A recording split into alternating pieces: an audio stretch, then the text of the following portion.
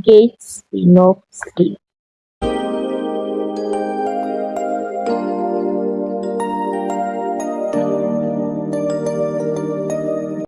I was having a conversation with a friend of mine some time ago, and she mentioned how some people are just not created in a certain way. I think what prompted this particular discussion was she was saying something about being able to multitask or being able to do a particular thing. And she told me that sometimes you just have to accept yourself the way you are, especially if you're not somebody that can easily focus on something. And I told her that I disagree, and I had my reasons.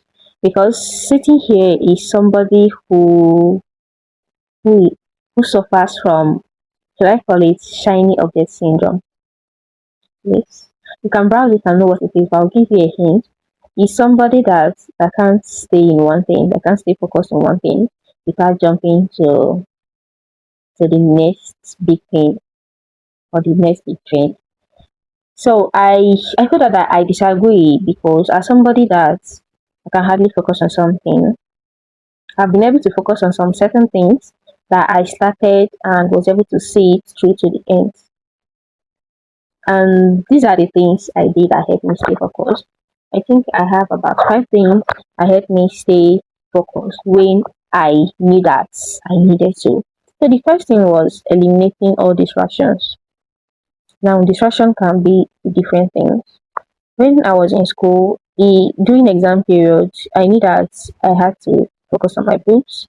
I had to pass. That was a no two ways about it, because I needed to pass in order to graduate, in order for my dream of becoming a medical radiographer to come true. So that was a non-negotiable, and I needed that. I knew that I needed to focus. So during that period, I knew that I need to eliminate all sorts of distraction. And that period, one of the biggest distraction I used to have was watching movie. I love watching movies, especially K dramas and just any type of movie. But as far as a movie, I love watching movies. So one of the things I do then was to delete my movie box. I delete it entirely from my phone, and sometimes I delete my TikTok too. That is part of eliminating distraction. Now, like I said, distraction can be in different forms. I have had something to focus on, and then I was talking to one guy, like as in a talking stage, and it just came to me that this guy was distracting me at this point of my life, and I had to cut him off. That is an example of cutting off a distraction. The second thing I usually do if I needed to focus on something was take it one task at a time. What I mean by one task at a time was, it's not that feeling of you need to focus on something and then all of a sudden you're overwhelmed with the thought of doing it once and getting it done. That is not going to help you. What I usually do was take it one at a time. There was a time I needed to sign a book. I write. Yeah, I write. I believe I've mentioned it in one of my videos. I needed to sign a book, and the first thing I did was, first of all, to get a plot. So I had to take it one at a time, and that way it was easier for me. So dissecting it one at a time, one at a time, instead of trying to do everything at once, it can help you stay focused, even if you're somebody that has never been focused in your life before. The third one is prioritizing set tasks. The one of the greatest distraction you can give to yourself is believing that you don't need to set tasks for yourself, believing that you will do it as the spirit leads. That is a very big way to waste your time and your strength. When you believe that when you wake up in the morning, it's just as the spirit leads. If you feel like washing fish, let me say in a day you needed to wash, go to market, clean, cook, and prepare for work the next day. And you wake up and you thought to yourself, I'll just do the first thing that comes to my mind. That is a way to waste your time. But if you wake up and say to yourself, the first thing I do was clean, the second thing was wash, the third thing was go to market, then the last thing was cook. I come back. You realize that because you have a set plan, it's going to be easier for you. So that's the third thing that is going to make you stay very, very more focused is setting a goal, a task, and then prioritizing that task, not skipping any of them. The fourth one is taking regular breaks. When you're focusing on something, the biggest thing you can do to yourself, the biggest bad thing you can do to yourself is not taking a break, because it's going to do you more harm than good. You're going to end up totally exhausted and tired. But when you're taking a regular break, you realize that your head is more clear.